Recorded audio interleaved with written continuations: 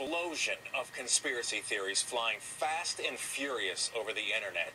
Some believe that the death of Osama bin Laden was a ruse, all to help President Obama get reelected. There has been an explosion of conspiracy theories flying fast and furious over the internet. Some believe that the death of Osama bin Laden was a ruse, all to help President Obama get reelected, and that the tornado that killed more than 120 people in Missouri this week was the result of an obscure military-backed research program in Alaska. Joining me now to debunk some of these myths is John Kay, author of Among the Truthers, A Journey Through America's Growing Conspiracist Underground. John, thanks for being with us today. Thanks for having me. So, you have immersed yourself in this conspiracy theory culture. I mean, you attended conventions, you joined Facebook groups, discussion boards. What was that like? Well, it was a very surreal experience because, of course, I don't believe in these particular theories, but I was surrounded by people who do. And it's a bizarre place where the most fantastical things are taken as common knowledge. Okay, so what did you find out then from talking to these people, reading these blogs and these different posts? What did you find out? What fuels these trends of conspiracy?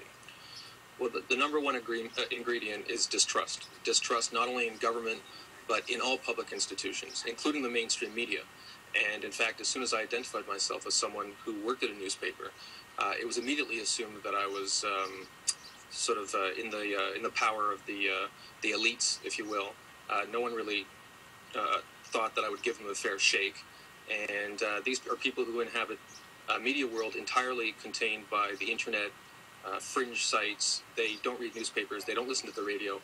They pretty much just get their news from radicalized websites that they go to on a daily basis. So then, for the most part, then, you weren't necessarily embraced by these conspiracy theorists trying to get their message out or trying to get their claims out there. You yourself were being questioned. Yeah, I was held in suspicion. At the same time, I think they were generally happy that someone was paying attention to them. I mean, for the most part, they feel completely ignored by the mainstream media. And I think on one hand, they were happy that someone was there, but they didn't think that they were going to get a fair shake.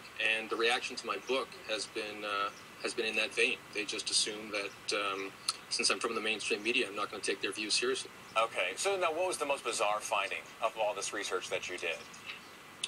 Well, the most bizarre thing that I found was, I assumed that these people were, in many cases, were actually crazy.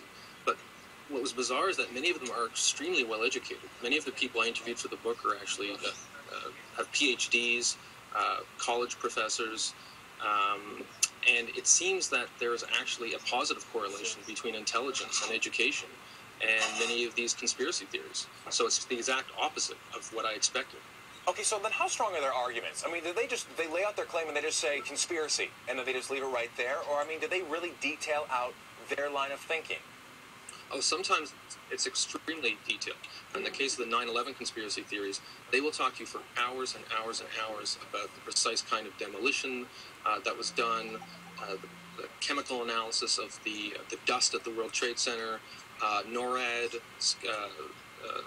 staffing at the command centers, and how it was manipulated in order to let the planes get through on 9/11.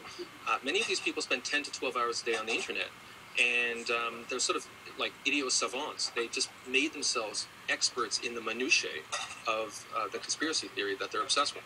Absolutely fascinating. The book is called The Truthers, A Journey Through America's Growing Conspiracist Underground. John Kay, thank you so much for joining us today. We certainly appreciate it.